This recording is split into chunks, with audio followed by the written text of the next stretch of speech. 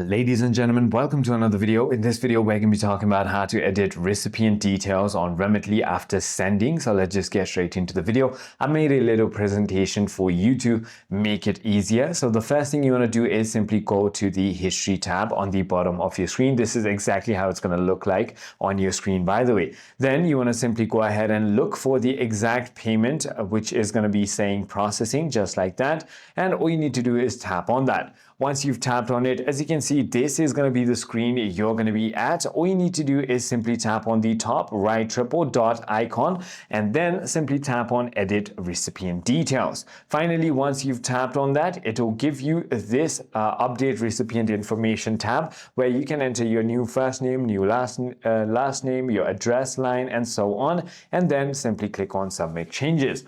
It is as simple as that. I hope this video clarifies everything for you. If you have further more queries, feel free to comment down below and I'll see you on the next one.